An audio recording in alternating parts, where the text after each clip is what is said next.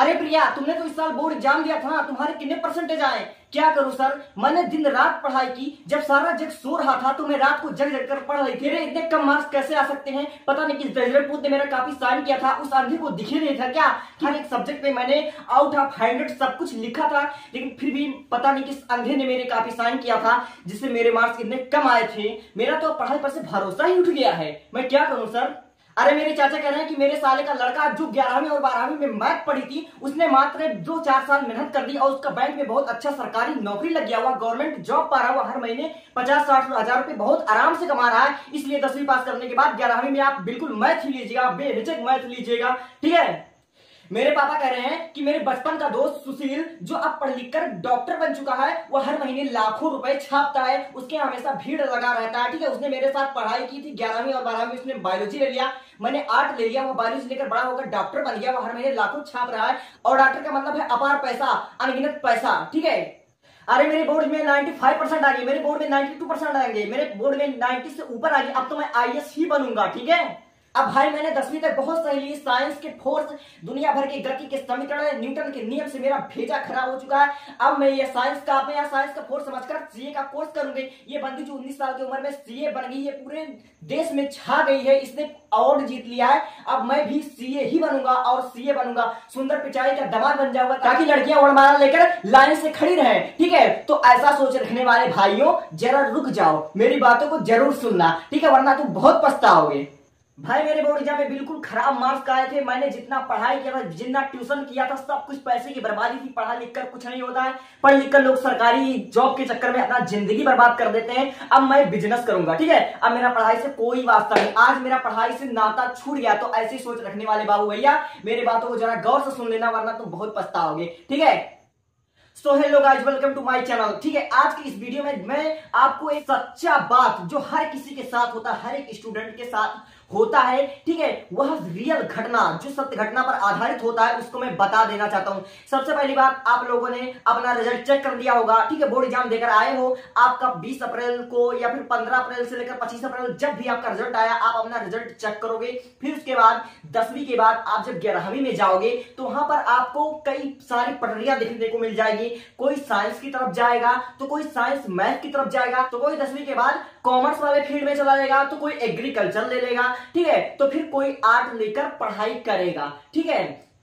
तो जो सीधा सीधा पहले से तय कर चुके हैं कि मैं 10वीं के बाद सीए का कोर्स करूंगा, मैं कॉमर्स लेकर पढ़ाई करूंगा, तो उनकी भाई बात ही अलग है। और जो बंदे कि मैं 10वीं के बाद आर्ट सब्जेक्ट लूंगा, मैं लॉयर बनूंगा, मैं एडवोकेट बनूंगा, मैं पुलिस में जाऊंगा या फिर मैं आईएएस आईपीएस बनूंगा, तो उनका भी रास्ता क्लियर है भैया, आप जाओ, सीधे जाओ, वहीं पर जाओ, ठीक है? आप वहां से आईएएस बन जाओ। लेकिन जो बंदे 10वीं में अच्छे परफॉर्म किए हैं, या फिर मान लीजिए उन्होंने मेहनत किया, उनका उतना परसेंटेज नहीं आया, ठीक है, तो वह कंफ्यूज है कि हम 11वीं और 12वीं में मैथ सब्जेक्ट से पढ़ाई करें या फिर बायोलॉजी सब्जेक्ट से पढ़ाई करें, ठीक है? तो कुछ बंदे जो पहले से यह तुक्का लगाकर बैठे होंगे कि 10वीं में यदि अगर मेरे मैथ में ज्यादा परसेंटेज आए, यानी कि मैथ में अगर ज्यादा नंबर आए, तो मैं 11वीं 12वीं में मैथ सब्जेक्ट से पढ़ाई कर लूंगा। यदि मेरे साइंस में यानी कि विज्ञान में अगर ज्यादा परसेंटेज आए, ज्यादा मार्क्स आए, तो मैं बायोलॉजी आंख बंद करके ले लूंगा, ठीक है? तो ऐसा सोच रखने वाले तुम जिंदगी में बहुत पछताओगे, ठीक है?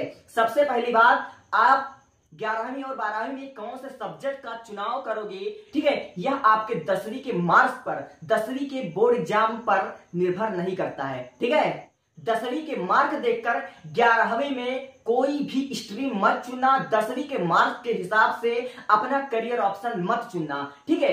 अगर तुमको 10वीं बाद 11वीं में या नहीं समझ में आ रहा है कि मैं साइंस लूं, साइंस बायोलॉजी लूं, साइंस मैथ लूं, या फिर कॉमर्स वाले फील्ड में जाऊं, या फिर एग्रीकल्चर ले लूं, या फिर आर्ट ले लूं, तो आज इस वीडियो में आपके सारे confusion A to Z clear हो जाएंगे। बस आप लोग अंत तक बने रहो मेरे साथ, ठीक है? सबसे पहली बात, तुम 11वीं और 12वीं में कौन सा स्ट्रीम चुनोगे, ठीक है, यह तुम्हारे बोर्ड एग्जाम पर डिसाइड नहीं करता, यह डिसाइड करता तुम पर, यानी कि खुद पर डिसाइड करता है कि तुम फ्यूचर में क्या बनना चाहते हो, क्या अचीव करना चाहते हो, क्या तुम्हारा गोल है, क्या तुम्हारा बचपन से सपना रहा है, ठीक है? किसी का देखी देखा अगर तुम सब्जेक्ट का चुनाव कर लोगे कि फलाने ने मैथ लिया तो मैं भी मैथ लूंगा, फलाने ने सीए का कोर्स करने के लिए कॉमर्स स्ट्रीम चुन लिया तो मैं भी कॉमर्स स्ट्रीम चुन लूंगा, तो तुम्हारी बहुत बड़ी बेवकूफी होगी, ठीक है? तुम सब्जेक्ट का चुनाव वही करना जो तुम्हारा बचपन से गोल रहा हो, जिसमें तुम्हारा इंटरेस्ट रहा हो, ठीक है, जो सब्जेक्ट तुम्हारे मन को भाए। कहते हैं ना कि बीबी वही जो पिया मन भाए, ठीक है।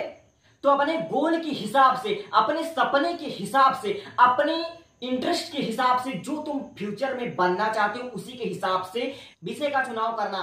एज लाइक तुम अगर फ्यूचर में डॉक्टर बनना चाहते हो तो तुम साइंस बायोलॉजी का ही चुनाव करना। एज लाइक तुम फ्यूचर में पुलिस बनना चाहते हो, आईएएस आईपीएस बनना चाहते हो, देश की सेवा करना चाहते हो, तो तुम्हारे लिए आर्ट एक बहुत ही बेहतरीन स्ट्रीम हो सकता है। अगर तुम फौजी, एनडीए, बैंक मैनेजर या फिर इंजीनियर बनना चाहते हो तो तुम आंख बंद कर मैथ्स चुन लो, ठीक है।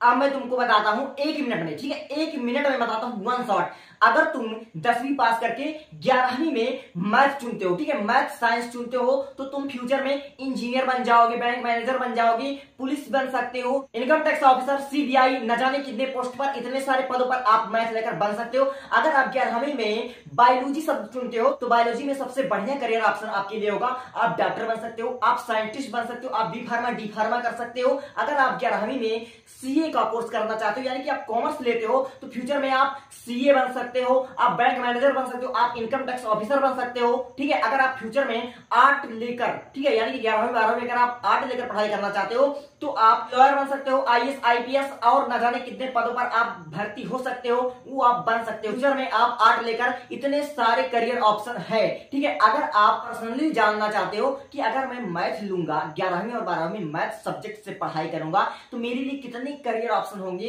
तो इसका मैं एक अलग सी वीडियो बना दूंगा। उसमें A to Z आपके 100 से ज्यादा मतलब करियर ऑप्शन उसमें हो जाएगा। अगर आप चाहते हो कि बायोलॉजी पर वीडियो बना तो बायोलॉजी पर भी बन जाएगा। और इसके अलावा अगर आप डॉक्टर बनना चाहते हो, आप इंजीनियर बनना चाहते हो, आप ये जानना चाहते हो कि बीएससी नर्सिंग क्या होता है, आप ये जानना चाहते हो कि आईएएस क्या होता है, आईपीएस क्या होता है, तो उन सब का लिंक डिस्क्रिप्शन बॉक्स में आप वहां से देख सकते हो, ठीक है। और एक बात, विषय का चुनाव अपने इंटरेस्ट पर, अपने गोल के अनुसार, अपने सपनों के अनुसार चुना जाता है। किसी के बताए हुए मार्ग पर चलकर आप बहुत अच्छा परफॉर्म नहीं कर पाओगे। अगर मैं आपको सलाह दे दूं कि आप मैथ सब्जेक्ट से पढ़ाई कर लो, अब आप मैथ से फ्यूचर में कुछ अच्छा ना कर पाओ तो आप मुझे ही गाली दोगे, मुझे ही आप कोसोगे। इसलिए आप अपने इंटरेस्ट के हिसाब से ही विषय का चुनाव कीजिएगा, ना कि किसी के बहकावे में आकर चुनाव कीजिएगा। फलाने मैथ लेकर बहुत अच्छा कर लिए, गवर्नमेंट जॉब कर लिए, तो मैं भी मैथ लूंगा। फलाने बायोलॉजी लेकर डॉक्टर बनकर लाखों रुपए छाप रहे तो मैं भी लाखों रुपए छापूंगा, ठीक है। ये आपका सोचना बिल्कुल गलत हो जाएगा। अगर आप दूसरे के देखी दिखा करोगे